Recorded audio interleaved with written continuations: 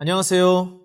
오늘 하루도 하나님께서 주시는 은혜와 기쁨이 넘치는 하루가 되시기를 바랍니다. 다 함께 찬송가 179장을 찬양하겠습니다.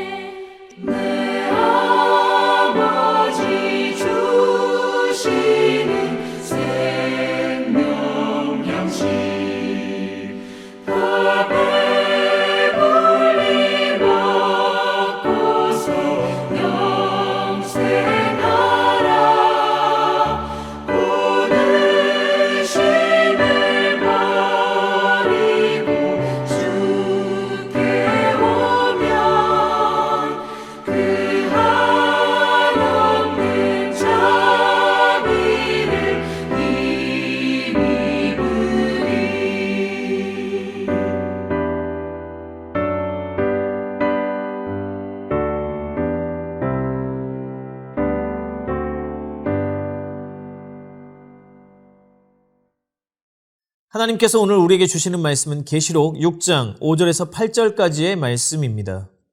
셋째 인을 떼실 때에 내가 들으니 셋째 생물이 말하되 오라 하기로 내가 보니 검은 말이 나오는데 그 탄 자가 손에 저울을 가졌더라.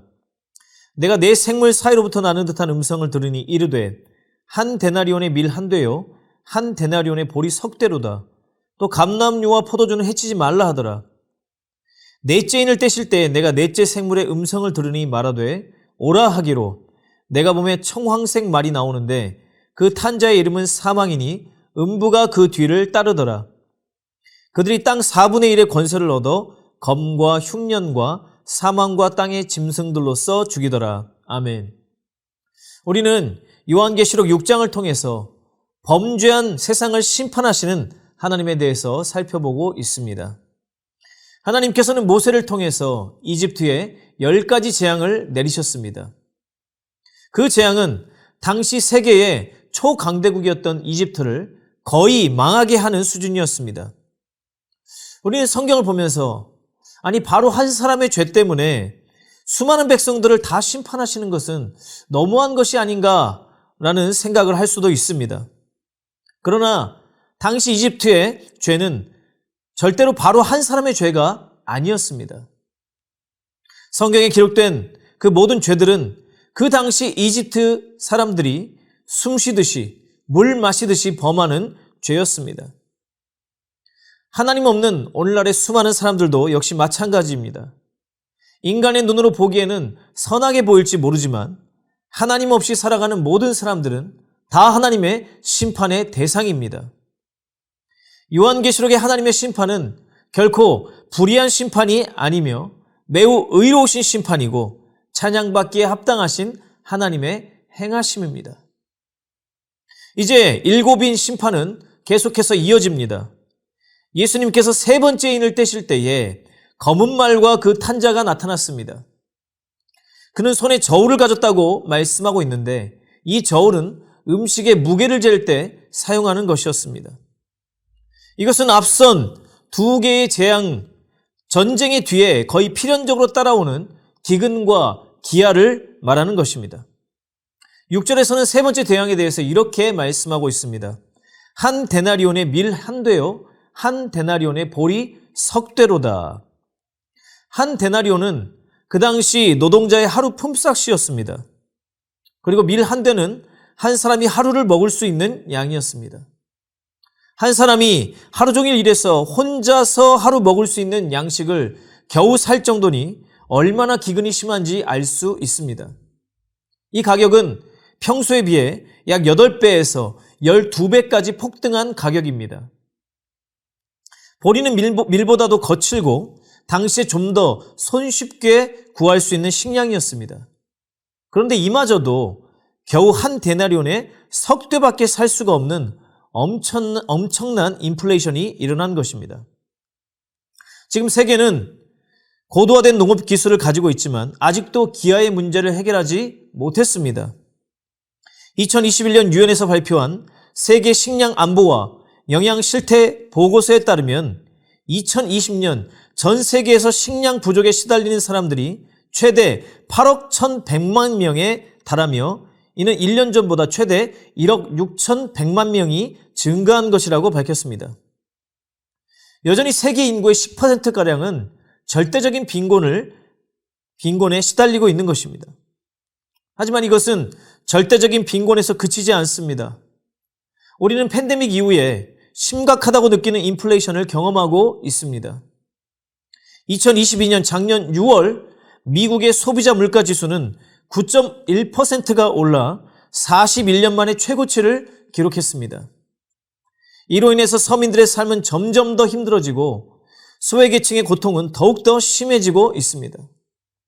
더욱이 작년 11월 15일부로 세계 인구가 80억을 돌파하므로 앞으로 이 식량의 문제는 더 심해졌으면 심해지지 결코 낙관적이지 않습니다.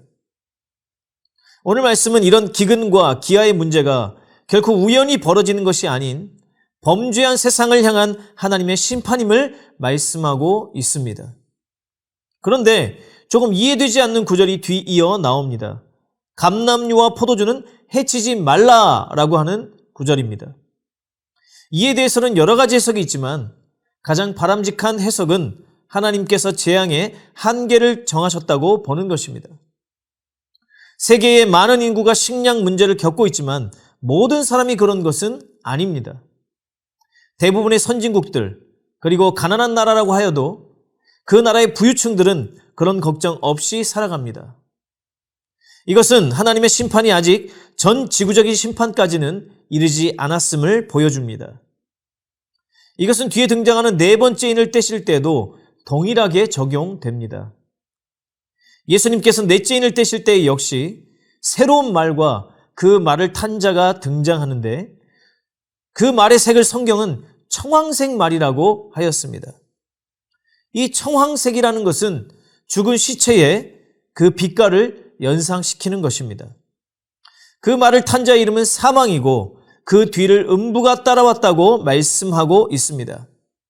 여기서 음부는 우리가 쉽게 말하는 지옥과 같은 곳으로 죽은 후에 영혼이 가는 곳을 말하는 것입니다.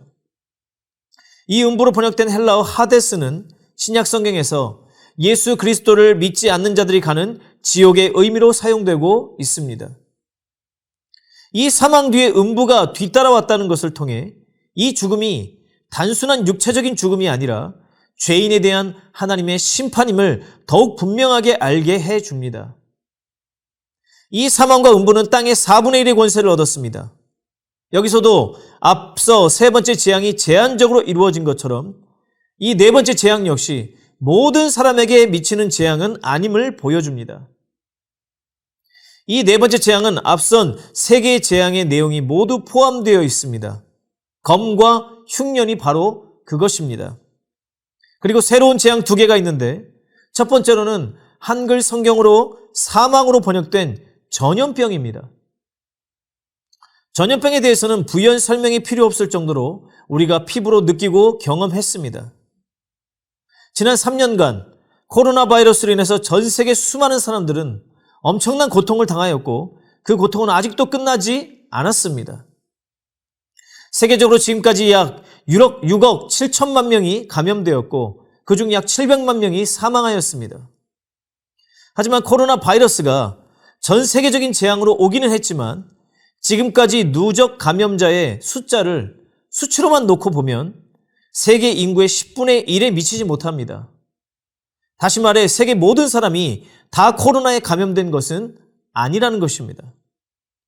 그러나 우리는 이 코비드 사태를 통해서 이보다 더 강력한 전파력과 살상력을 가진 바이러스가 나타났을 때 어떤 일이 벌어질지 충분히 예상할 수 있게 되었습니다.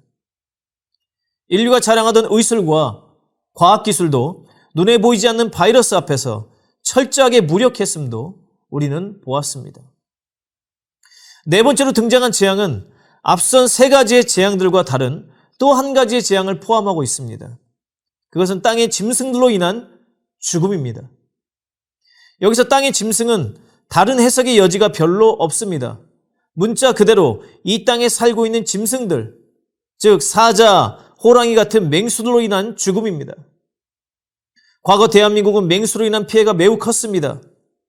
호랑이, 늑대, 표범들이 도처에 서식하고 있었고 산에서 먹이를 찾지 못하면 그것들이 민가로 내려와서 사람을 죽이는 일들이 매우 잦았습니다.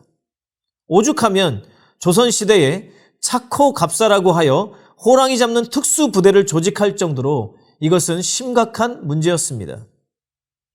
그리고 이 문제는 우리나라만의 문제가 아닌 세계 거의 모든 나라들에서도 공통적으로 가지고 있는 문제들이었습니다. 그러나 환경의 파괴와 무기의 발달로 인해서 이제 맹수들은 거의 자취를 감추고 있고 세계적으로도 맹수에 의한 사상자는 그 숫자가 매우 미미한 수준입니다.